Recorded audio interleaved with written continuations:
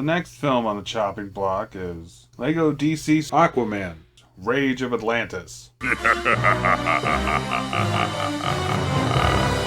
Hello, water dwellers. Okay, the storyline is that Lobo is attacking some Air Force base. Galactic bounty hunter known as Lobo is on a rampage.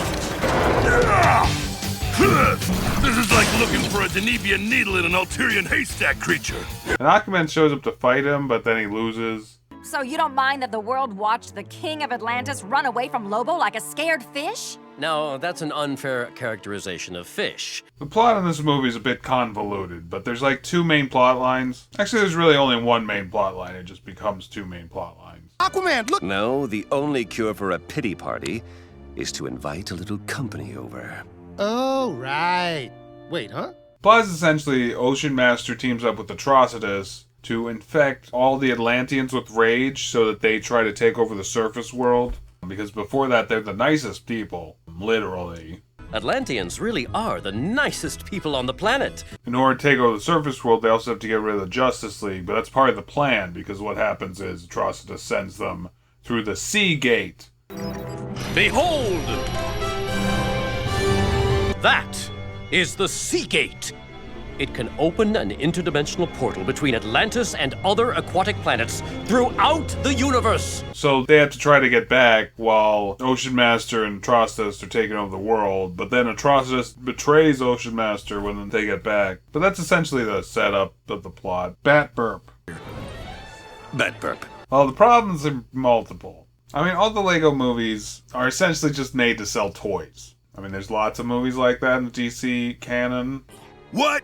Lady, the main man always says, black is the new black. It's also pretty childish throughout the movie, but it's made for children. So I can't really fault it for that. I can fault it for having a crappy plot, but for being overly childish, I'm not gonna, really get into that. Been able to do it? No, it's just an old wives' tale, though the younglings can be seen trying to pull it out from time to time. Younglings? That you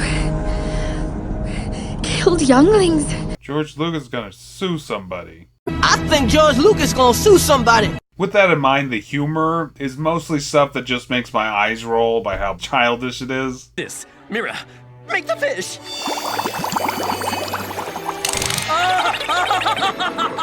Isn't that amazing? But I also get the feeling that it probably hits pretty well among a certain age group. That age being maybe 6 to 10. The odds on that are about 1.7 billion to 1. So you're saying there's a chance? I would say that all straight-to-DVD Lego movies are kind of a mixed bag, just in general. I mean, no movie has to be good, right? Fine. You can do it without me.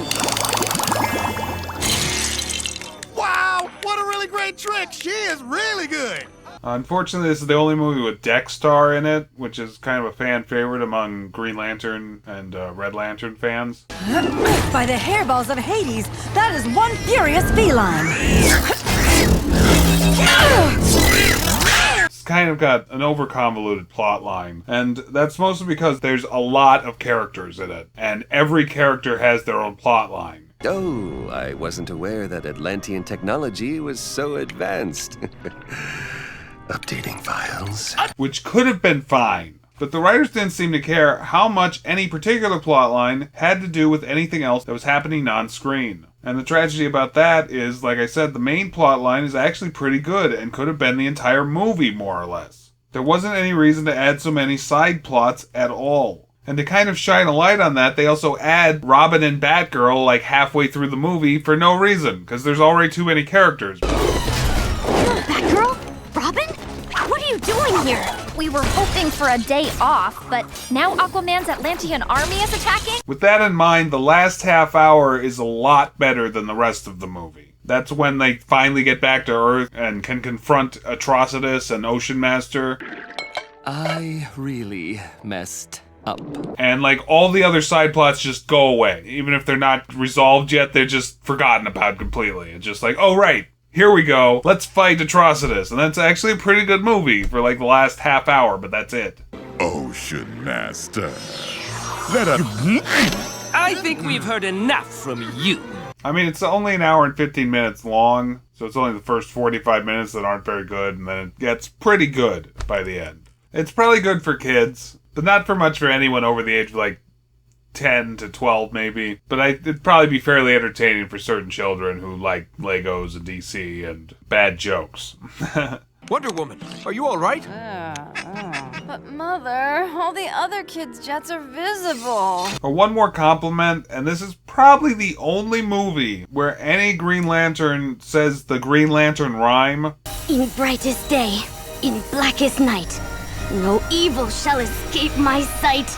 But this is the only time I've ever heard anyone say the Green Lantern rhyme and not make it sound dorky or weird. It doesn't seem off-putting or out of place, which is what it usually does in everything else I've seen it in.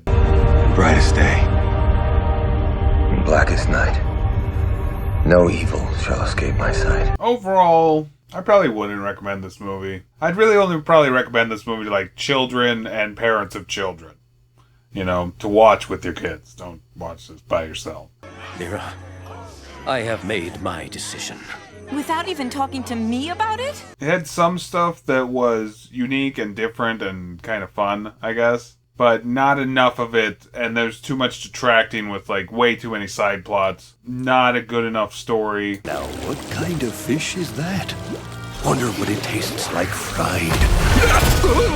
It tastes like rage! I really like Lobo in it. That's something I forgot to mention. Like, Lobo is probably the only side plot that I think actually works with the film. The only condition is, if you don't tell me, I'm gonna pound you into minced fish. Go ahead. I've got nothing else to lose. But everything else is just like, it just happens. It just happens to be happening at the same time, you know, and it just detracts from everything. And it also feels like it could have had like 3 less members of the Justice League at least, and it would have been a better movie. Or at least not as many side plots, for sure, you know? Like, and that's the thing too, is like they were in there for no reason, because like it had a strong main plot and a strong side plot with the Lobo thing. There was no reason to have like all these other side plots as well. I would have been fine with like 1 or 2, but being like 5 to 8 of them, or however many there are, it just bogs everything down and makes you kind of forget that the main plot is even going on until they remind you of it here and there. But so it's really too bad. It's a lesson in why you shouldn't have too many side plots or too many characters or something. Anyway, I guess those are my final thoughts. I'm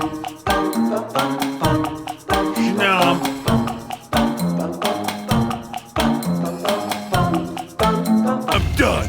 I don't need any friends. I don't need anything.